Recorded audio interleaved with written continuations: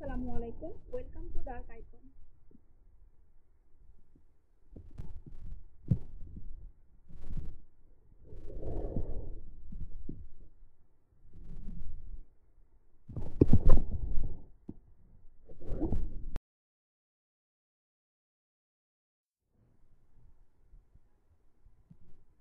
আজকে আমরা দেখব বাফার দ্রবণ বা বাফার সলিউশন।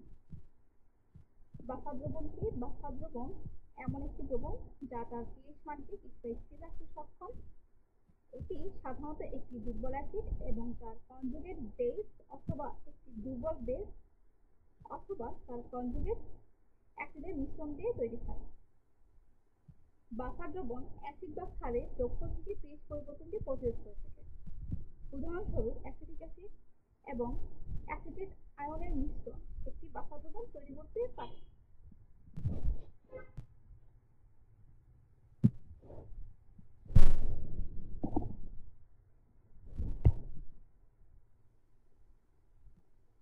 বাফার দ্রবণের মূল বৈশিষ্ট্য।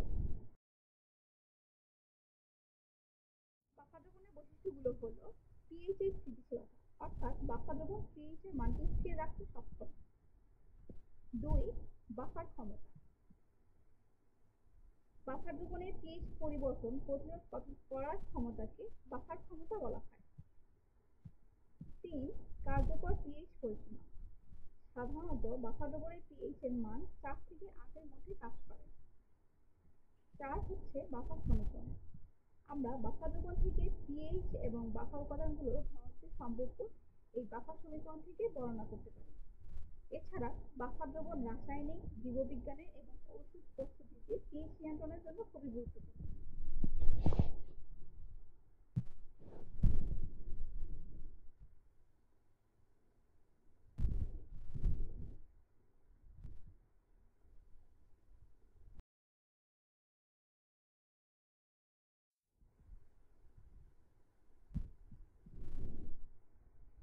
বাফার দ্রবণের প্রকারভেদ। বাফার দ্রবণকে প্রধানত দুইটি শ্রেণীতে ভাগ করা যায়। একটা হচ্ছে অ্যাসিডিক বাফার দ্রবণ এবং আরেকটি হচ্ছে ক্ষারীয় বাফার দ্রবণ। অ্যাসিডীয় বাফার দ্রবণ কি? অ্যাসিডিক বাফার দ্রবণ এমন একটি বাফার দ্রবণ যার pH এর মান 7 এর নিচে থাকে। এই ধরনের বাফার দ্রবণে একটি দুর্বল অ্যাসিড এবং তার কনজুগেট বেস থাকে, যেমন অ্যাসিটিক অ্যাসিড এবং সোডিয়াম অ্যাসিটেটের মিশ্রণ একটি অ্যাসিডিক বাফার দ্রবণের উদাহরণ।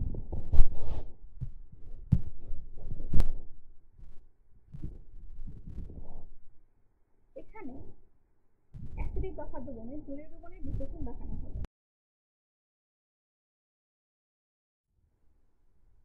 অ্যাসিটিক অ্যাসিড জলীয় দ্রবণে বিয়োজিত হয়ে H+ আয়ন এবং অ্যাসিটেট আয়ন তৈরি করে এবং তার কনজুগেট বেস সোডিয়াম অ্যাসিটেট জলীয় দ্রবণে বিয়োজিত হয়ে সোডিয়াম আয়ন এবং অ্যাসিটেট আয়ন উৎপন্ন করে। এখন যদি এই দ্রবণে সামান্য পরিমাণ ক্ষার যোগ করা হয়, তাহলে এই সাময়িক অ্যাসিড থেকে উৎপন্ন যে H+ আয়ন আছে তা ক্ষারের হাইড্রোক্সিল আয়নের সাথে যুক্ত হয়ে পানি তৈরি করবে এবং এখানে প্রথম যৌগ হিসেবে পানি থাকবে। আবার যদি দ্রবণে সামান্য অ্যাসিড যোগ করা হয়, তাহলে অ্যাসিটিক অ্যাসিডের কনজুগেট বেস থেকে প্রাপ্ত অ্যাসিডেট আয়ন এই অ্যাসিডের H+ আয়নের সাথে যুক্ত হয়ে পুনরায় অ্যাসিটিক অ্যাসিড উৎপন্ন করবে এবং pH এর মানকে স্থির রাখবে।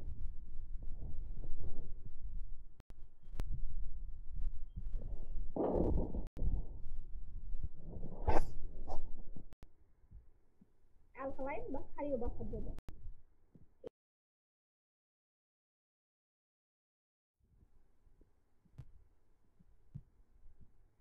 অ্যালকালাইন বা ক্ষারীয় বাফার দ্রবণ। অ্যালকালাইন বা ক্ষারীয় বাফার দ্রবণ হলো এমন একটি বাফার দ্রবণ যার pH এর মান 7 এর উপরে থাকে। এই ধরনের বাফারে একটি দুর্বল ক্ষার এবং তার কনজুগেট অ্যাসিড থাকে, যেমন অ্যামোনিয়াম হাইড্রক্সাইড এবং অ্যামোনিয়াম ক্লোরাইডের মিশ্রণ একটি ক্ষারীয় বাফার দ্রবণ। এই দুই ধরনের বাফার দ্রবণ বিভিন্ন পরিস্থিতিতে pH নিয়ন্ত্রণ করতে ব্যবহৃত হয়।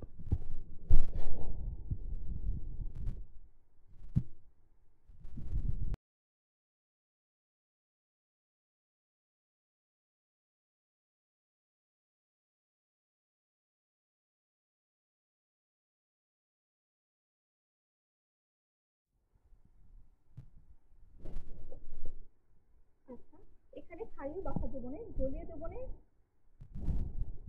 আদ্রবিকশন দেখানো হলো।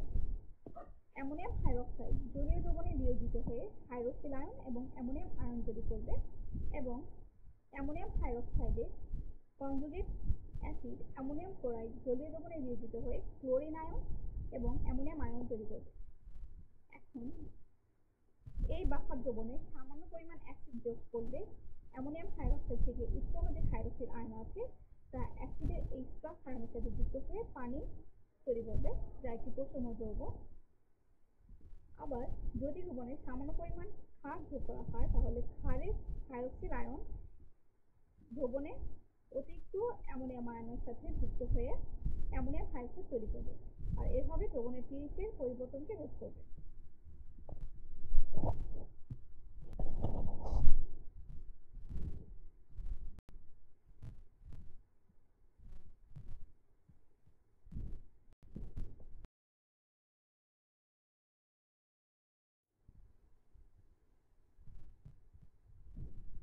আজকে এই পর্যন্তই। Thank you.